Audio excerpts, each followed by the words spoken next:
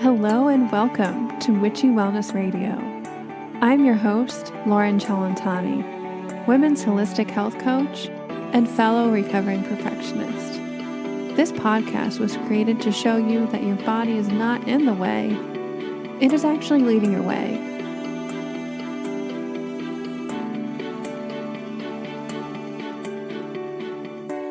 You are listening to episode 124, The Portal of Meditation with Tom Cronin. Are you curious about what doTERRA oils could do for you? Or maybe want to refresh on bottles you already own? Well, my community has created weekly essential oil classes every Monday online at 2 p.m. or 8 p.m. Eastern. Use the link in the show notes to sign up, and you'll receive an email with class details, Zoom information, and a notes package. I hope to see you there. And now, without further ado, episode 124, The Portal of Meditation with Tom Cronin.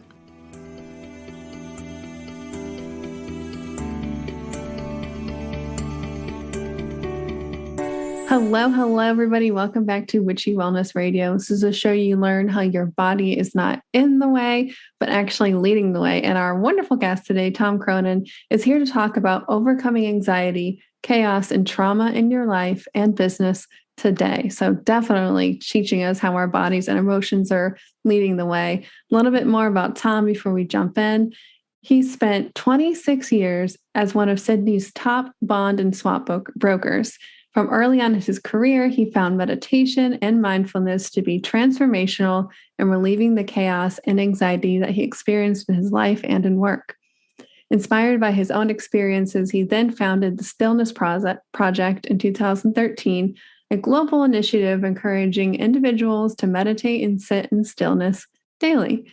Since then, he has dedicated himself to changing the lives of countless individuals through teaching transformational leadership, meditation retreats, keynote talks, and most recently, the Portal film experience.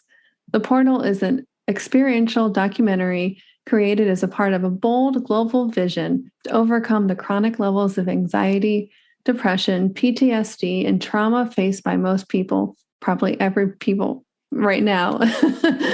Tom's message is in the film, and his many previous podcast appearances is engaging, thought-provoking, and actionable, touching on all aspects of our professional, romantic, and social lives. That is quite the intro. I can't wait to dive into all of this.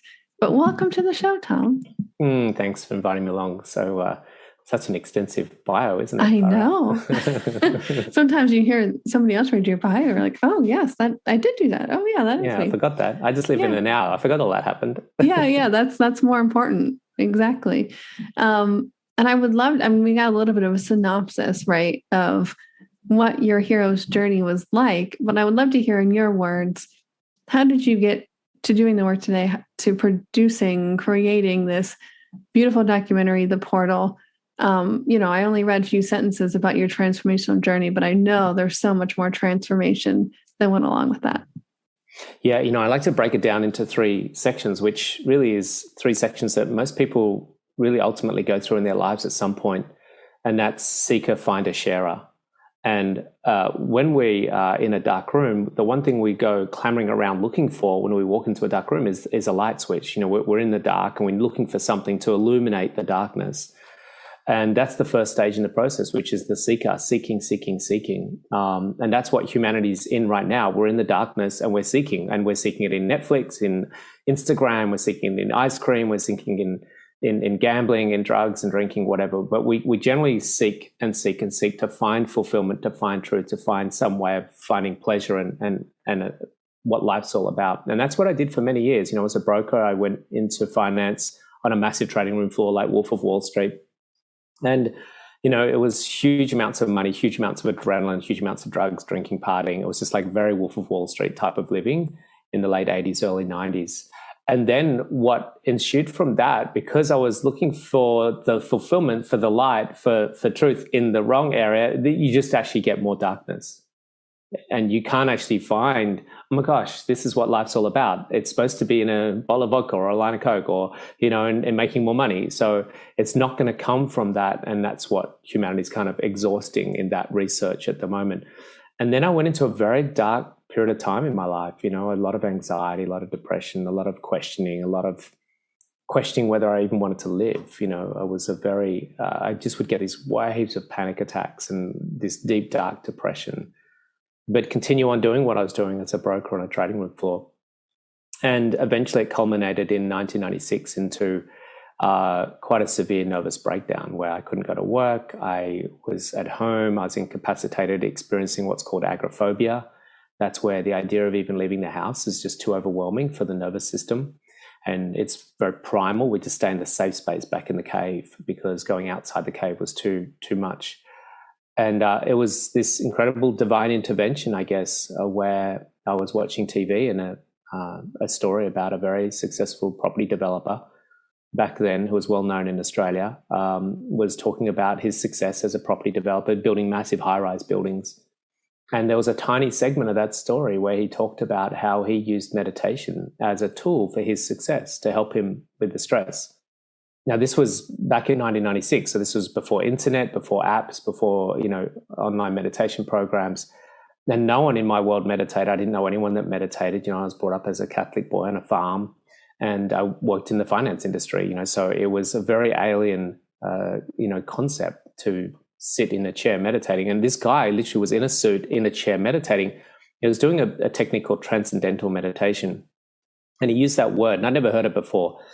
And this idea of transcending, for many years, I really enjoyed the sort of the rave nightclub sort of culture and that idea of, transcending into sort of a sense of losing control.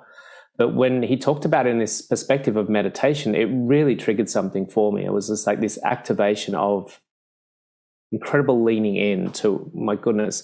And so what happened then was I actually recalled so clearly picking up, this was going back, 25 years ago. I remember picking up the Yellow Pages book that was in our house. We used to use the Yellow Pages. No one had Google, right? And so you use the Yellow Pages and I looked up M for meditation, and therein, because all the other different businesses under M for meditation were in black. In the Yellow Pages, you could have black print, but every now and then, if you want to pay a premium, you could get yours in red, right? And this one came up in red, Transcendental Meditation, and it had different centers around the city. And I just distinctly remember picking up the phone and calling the center and starting to inquire into meditation. And that really was the turning point in my life. It was the starting point of me exploring Eastern philosophy, meditation, the mind, stress. And I even remember that you couldn't actually just sign up and learn to meditate. You had to go to an intro talk. And in that intro talk, everything he was saying was like light bulb moment after light bulb moment after light bulb moment. It's like everything. And I remember driving home going, this is exactly what I've been looking for all my life. And so that was it. Beautiful. There's a lot more after that, 25 more years after that, but we'll just leave it there for now. That's enough. Yeah. A little longer of a summary. Yeah. That's why our tagline is your body's not in the way. Life's not in the way. Your emotions aren't in the way. It's leading the way. They're all divine moments trying to awaken you to that maybe negative seeking behavior, whatever patterns going on in your life. And you mentioned, that very primal nervous system overload with agoraphobia. And really, for me, it's so interesting. Every time for me, when I go to meditate or I'm working on, maybe overcoming something in my life or set of beliefs, I find like pride, like we are overcoming years and millennia of, our nervous system going on the fritz. We are overcoming these hardwired fear programs to tap into maybe a deeper state of consciousness or live to our fullest potential. And I love the tagline you have is changing the world one mind at a time. I would love to talk about what does that mean and how does our nervous system tie into all of this to help us really live our fullest potential? I mentioned earlier, but the seeker, then the finder, then the sharer. So as a seeker, I started to find by default, eventually you find the light. And for me, it was through meditation. And then the next step in that process is like, I just couldn't believe what was happening to me. You know, I went from having chronic addictions, chronically stressed, insomnia, panic attacks, depression, as you know. And then when I started to meditate and put my mind into that state of deep calm and stillness, my nervous system then related to that and transitioned out of that hyperstimulated sympathetic nervous system state into the parasympathetic nervous system state. It changed and regulated my biochemistry. It changed my digestion. It changed my brain functionality, changed my physiology. And lo and behold, within literally just weeks, all of those anomalies went away. No drugs, no therapy, no doctors. And I just couldn't believe that this wasn't something that everyone was doing. And I kind of became a bit, probably quite annoying to my colleagues, friends, and family. But I kind of did get a little bit soapboxy, because it's just like, hey guys, did you know, like, this is crazy. There's this thing here, right? It's 10,000 years old, and it literally will change your life. And so it just blew me away that we weren't, you know, embracing this as a method for treating people with stress and trauma and anxiety and depression. And so I got quite passionate about bringing meditation to the world. And what I realized was that no matter how much I do with books and film or whatever, it really comes down to one individual at a time, shifting their mindset, shifting their mind out of the dogma, out of the program, out of their conditioning, changing their mind into a deep, calm state, then translating that into their body, going into a deep, calm state, and then everything's starting to change from there. It was just phenomenal. And the ripple effect of that is absolutely incredible. I totally agree. I get soapboxy sometimes too about this kind of stuff. I started this whole podcast because of it. You know, it's like you learn these things and go through your own transformation in your life, but it's just it feels like such common sense once you do it. You're like, why? Everybody needs to be able to do this. You know, we don't have to live in this state of chronic anxiety or depression or that negative seeking behavior, PTSD. You know, there's another way. And for me, when I started this journey, it was more so I knew what I didn't want to feel. You know, I had very chronic anxiety, digestion issues, migraines, all this stuff. But I also didn't know like what I wanted to create in any area of my life either. So can we talk about, you know, consciously creating and how that consciously creating is what we truly desire into our own lives? How's that process work? We calm our nervous system down, our body down. We can re-regulate our whole bodies and so many other things. But how can that translate into consciously creating what we do want in our lives? Yeah, I love what you're saying there, consciously creating, because everyone's manifesting all the time. People go, oh, can you teach me to manifest? It's like you're manifesting. You manifest the hairstyle, the clothes you're wearing, the partner you're living with, the house you're living in. So we're manifesting, but we're unconsciously manifesting. And what you're saying here is where we become proactive in that. And the hard part is we don't know what we don't know. So it's a twofold process. One is that using the mind, and one is using the nervous system or the feeling body, and they have to work together to basically manifest consciously what you want to create in your life. And I want you to think of your mind and your feeling body as a sort of almost like a Wi-Fi modem that's sending out the signal to the universe to set in motion a series of events and orchestrate physical form. So physical form is very dense, it's very heavy, and it's very slow to move. So what tends to happen when we come down to consciously creating is that we might start with an idea about, let's just say I want to write a book. For me, it was, let's just make a film. And then there's a series of steps that you have to go through. And I use the analogy with my clients that it's like building a house. The first, you have to go and have the intention to build a house. That's the first step in the process. I have an intention to build a house. Then you have to go to an architect and you have to design the house. So you have to actually get a two-dimensional, sometimes these days, three-dimensional image of what it is that you're going to create before you create it. You have to know what it is. But then before it goes from the architect to the actual construction process, which is the physical manifestation, it has to pass the engineers. And the architect's plans will go to the engineers, and the engineers will go, I don't know if this stacks up, because there's a few things here that aren't quite working out. You might need to go back to the design because this beam here is not going to be supportive enough, or this engineering component's not going to be strong enough. And what happens here in this section between the actual intention and the desire and the design to the actual manifestation of it is having to pass the engineer's test. And so an example there would be, I have this intention to go and live on this farm in a particular place in Australia called Byron Bay. And I really want to live there. Like it's the designs there. I know what it looks like. I know what it's going to be. I know where the location and everything. And before it can manifest, what's blocking its manifestation is that there's a slight competing preference that's out competing the preference to actually be there right now. And that's that I've got 2 children in the city that are just kind of finishing teenage years and still I like being with them. My mum and dad aren't that well, so I need to be quite close to them.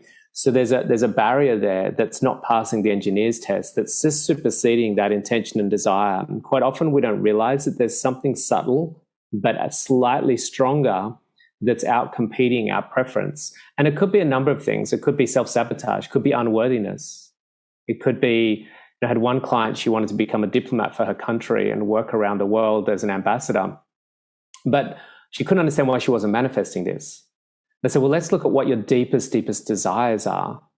And what we found was because it was so deep and so familiar, she didn't realize it was there. And that was that she was in the Philippines and she had this strong family obligation and responsibility. And being a diplomat meant that she would have to break free of that and go and travel around the world and leave her mother and father and her family, which she didn't realize was out competing that preference. And so therefore it was blocking her ability to manifest. That's so cool. I love how you approach that, because a lot of people approach it as, well, what false belief do I have that I'm holding on to? Like you said, unworthiness, but the competing, that's the really cool way to look at it. Preferences. Yeah, competing preferences. And that kind of transitions to, we consciously or unconsciously create a reality.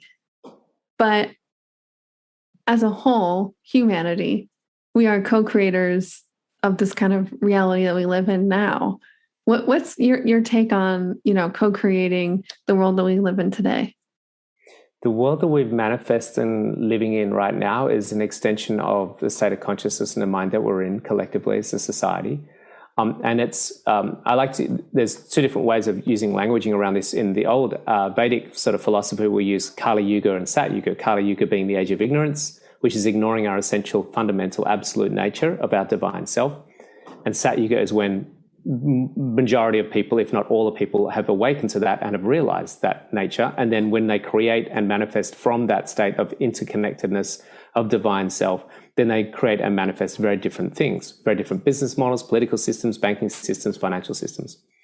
These days, there's a new terminology that's starting to emerge called Game A and Game B. Now, Game A is a finite win-lose paradigm that is self-terminating. So if we continue to play Game A like we're playing, which is extract and use as much as we possibly can for our own personal gain. Because when you operate from an egoic identity, whether that's individually or collectively or in a business or a country, you can only do what you're doing for your own individual needs, regardless of the consequences of the implications of that on someone or something else.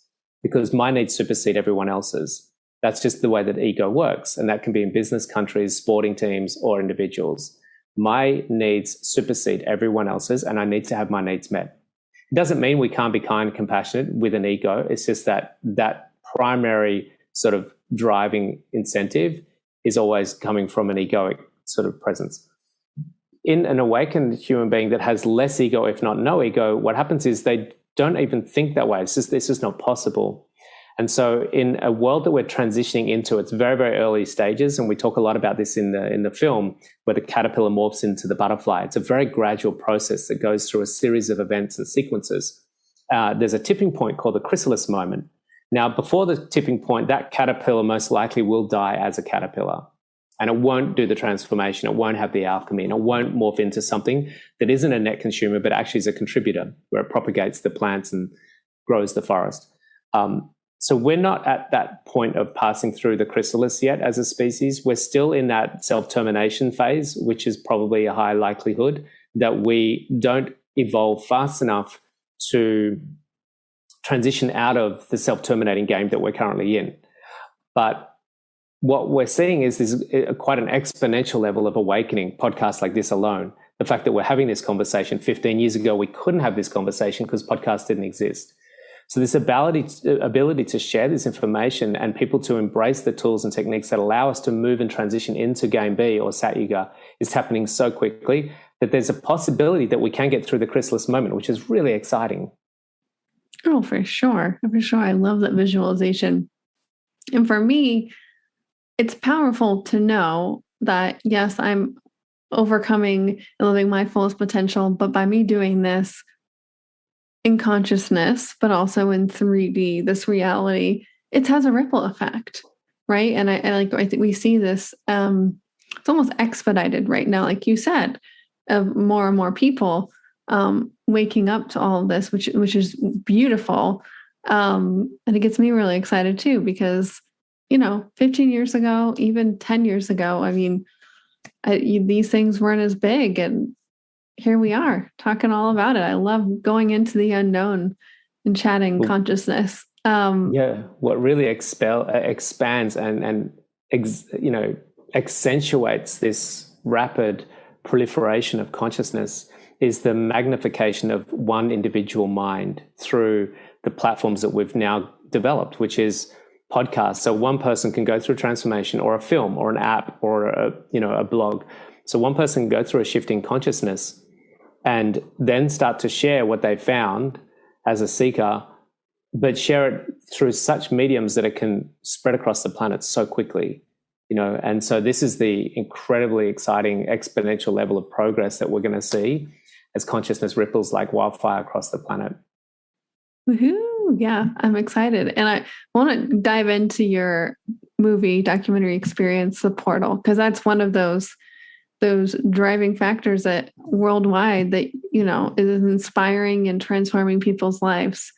What made you, inspired you to create this movie?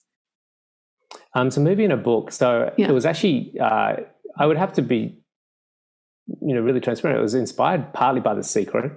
Yeah. Because The Secret managed to, when I watched The Secret, I was like, it really got me giddy and excited, because what they did was they managed to, the success of The Secret, what they managed to do was infiltrate the masses with a very esoteric idea, the law of attraction. It was very unheard of. We had Napoleon Hill's book, which no one really knew about, but they managed to mainstream a very esoteric subject and put it into the households of the world, get omnipresence. So you can go to pretty much any country and go, have you heard of The Secret film or book? And most people will say yes. And so I really got inspired by that to do that with meditation. I wanted to use storytelling through film and book as a medium to showcase the power of meditation against crisis and how meditation can help us transition out of crisis. So we researched 300 stories, real life stories, and narrowed them down to 6 individual stories. We were looking for themes that were individual crises that related to a potential global crisis. So that's human displacement, war, it could be, economic collapse, all sorts of things that would overlay against a global theme. And so we've got these 6 individual stories that have gone through their own personal crisis, transitioned out of that crisis using meditation. And then we look at humanity through the eyes of 3 futurists and what, where we are, where we've been, and where we might be going in the future. Beautiful. And what transition or, what pearls of wisdom do you offer for people, reading the book or watching documentary? I've watched so many inspiring documentaries, including The Secret, and it's like, I want to get started today. What can people kind of expect? I guess it also leads to what programs and coaching and offers that you have through your own and also the Stillness Project. If people have watched it or are going to watch it and want to learn more and want to move through that sinking stage, what does this have to offer? Good question. The whole point of the film and the book was not actually to just watch the film and the book and then walk away. We call it inspiration, which is that the inspired action as a result of what they saw. So what we want them to do is watch the film and the book, and then hopefully from that feel compelled or inspired to go, my goodness, I really need to meditate. And so from there, they can go anywhere in the world to look for ways to learn to meditate. But if they want to, explore particular programs that we have, we share with them some ideas that they might be able to start learning to meditate. And we've got a program called Deep Meditation, which helps people learn how to meditate deeply, which is getting some great feedback from people that are using that program. We've got an app. And then, of course, I run weekend workshops, I run retreats, and I run coaching programs for conscious leadership as well. Beautiful. Yeah. For me, meditation, but also breath work has been very transformational as well. In your own experience and your programs and teaching and coaching, do you also teach breathwork practices along with the deep meditation?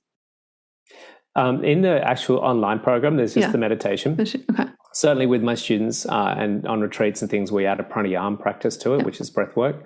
So we really see the importance. Sometimes it can be a little bit too much if you just suddenly hit someone up with a whole lot of stuff. So we just kind of like edge them in gently.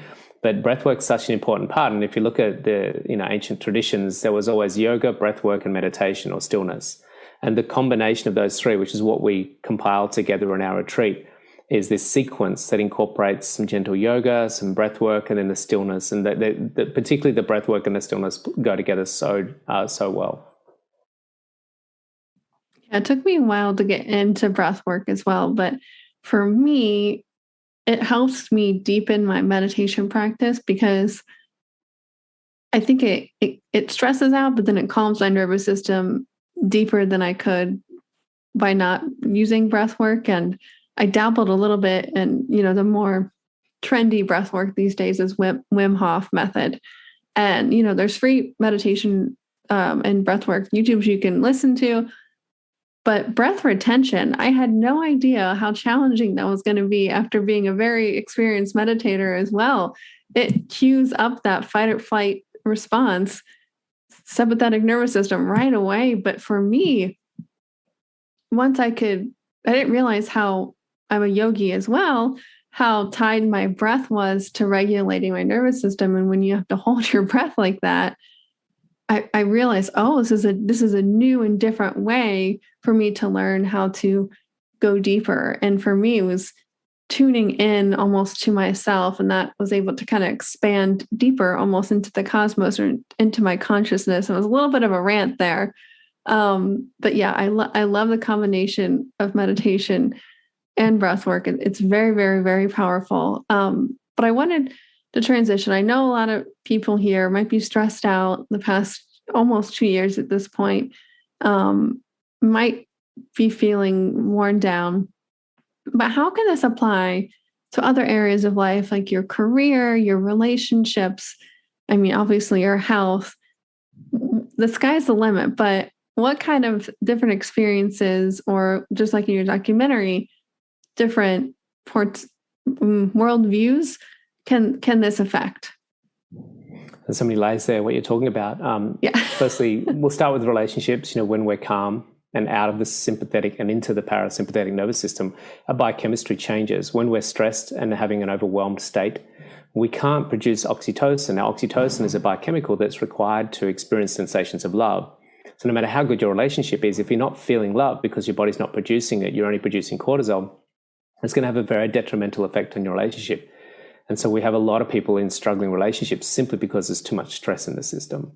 When it comes to creativity and your career, my career went through the roof when I started meditating because I became much more efficient, more effective, less stressed, and my brain's functionality was optimizing day after day. It was just reaching greater and greater capacity to get more out of my brain's capabilities. When we're stressed, we get very limited function out of our brain. And this is the conundrum that the world's in right now. When we're stressed, we need to be very creative to find a solution to the problem that's causing the stress.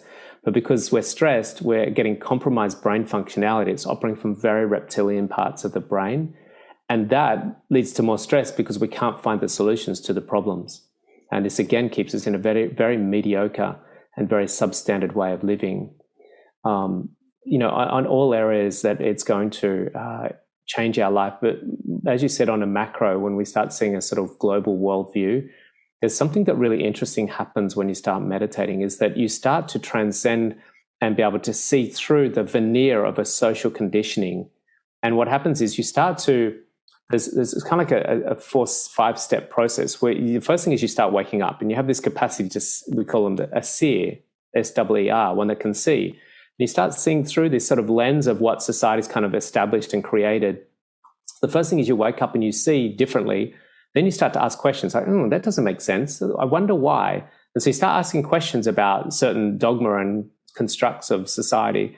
The second, after waking up and then asking the question, you start to challenge the status quo. So it's like, well, I kind of don't agree with that. I don't think that's really a right thing. It's like Jesus flipping tables in the temple. The first question is, why is that happening? The second thing is, I don't agree with this. I'm going to flip some tables, try and disrupt things a little bit. And then after challenging, you start to see a dismantling and a crumbling collectively of systems that aren't actually serving the benefit and the uplift of humanity as a whole or the planet as a whole. And so then the challenging, we're not quite at that phase yet where the system starts to dismantle and fall apart. And then the reconstruction starts to happen after that. So we've got a few more steps to go. Beautiful. Yeah. It's the, almost like the goddess Kali, the death and then the rebirth of creation. And beautifully, like how you put it, for me, it's like, that's tapping into that subconscious mind and that curious mind. And instead of, trying to solve the solution with the same level of consciousness that created it, you're opening up to all the possibilities, whether you're working towards a goal or you're questioning something in your life or society. And I don't know if Dr. Joe Dispenza said this, but I've heard it from him, is that the original quote, you don't see the world how it is, you see the world how you are. And it's exactly what you just talked about, Tom, of when we can tap into these different and higher levels of consciousness, we start to look at and reassess everything in our lives. And for me, the more and more throughout my journey, I got into stuff like this. Even relationships, friendships, I realized friendships started melting away. And I thought, this is weird. I'm becoming happier and a better version of myself, but you almost break these ties consciously or subconsciously for people who can't almost not handle, because that seems judgmental, but are not on that same wavelength. Just as you're co-creating your life, sometimes relationships or even jobs that feel like there's this dismantling or this death, but they're opening room for something bigger and better to come into your life, that you're more in line with that level of consciousness. So beautifully put. Yeah, that's exactly what's happening. A shift in vibration and things get out vibrated, or there's an incongruency there. And so things just melt away. Yeah. Awesome. Well, I don't have any other questions. Did you have anything else you wanted to cover before we started to close out the show today? I guess, no doubt people listening, as you said before, it's a difficult time on the planet, and there's a lot of uncertainty, a lot of overwhelm, a lot of fear, possibly a lot of anger, a lot of regret, guilt, shame. These are very low frequency, low emotional frequencies. And one thing that really is going to bring about the greatest shift on the planet is when we liberate ourselves from these low emotional body frequencies and we start to transcend them, and that's to get into the high frequencies of peace, love, bliss, joy. And these are high frequencies, out of the 30, 40, 50 hertz, Hertz, tangible, measurable frequencies, we can get up to 500, 600, 700. And that's really what needs to happen here. For change to happen, we can go about, placards and protest marches, but ultimately what we want to be in is a state of, equanimity of love, equanimity of peace. And that's within us all. It's not like we can get it in a podcast, or not that there's anything wrong with podcasts. But, there's an ongoing quest to find things. And I talked about the seeker, which I was kind of just using some fancy terminology, but ultimately what we're looking for is who we already are. And to strip away the boundaries and the layers of what we sort of perceive ourselves to be, that we can find something outside of ourselves. So this level of inquiry is so critical now to the thing that we've been ignoring. Is actually the thing that's right there within us right now. Enlightenment isn't something we get. It's something we reveal, as opposed from releasing ourselves as the trappings and the bondage of who we think we are. And so know that this is a process, and know that you're divinely blissful and awakened already. It's just a matter of looking within rather than outside of you for that. I just had a conversation with my best friend a few days ago, exactly what you just said. It's funny we close the show this way because I'm reading the sequel to The Secret right now, called The Greatest Secret. And that's all she talks about, is who are we really? We are the awareness that is experiencing this life, that the awareness that is experiencing your job or that relationship. And it's not something that's outside of us. It's like you said, the awakening is already here. It's peeling back those layers, almost rediscovering who you really are. So beautifully well put. Thank you, Tom. Pleasure. We close out every single show. Thank you so much for coming on the show today and sharing and imparting your wisdom, creating your beautiful book and documentary, The Portal. How may we, the listeners, be of service for you as an act of gratitude today in return? Thank you so much. What a beautiful, offer. Yeah. I think just really to go to the website, entertheportal.com, and you can find the film and the book. There's a number of things. If the film touches you, you can gift it to friends and family. If you want to become a partner with us, you can join us as a partner, where we'll share 50% of the revenue of the meditation program and the film with you as a sign of gratitude for your part in sharing this with the world. So we invite the world to become a partner with us, or to gift the film, or just to watch the film, and that might be enough. Hopefully it touches you. It's a little bit of a different film. Touches some people. Other people are like, oh, it's a bit strange. So it's all good. And if you just want to come and find me on Instagram, you can do that at Tom Cronin and have a chat there. Amazing. Thank you so much, Tom, for sharing and diving deep into consciousness today with us on the show. It's a great way to spend my morning. Thanks for inviting me along.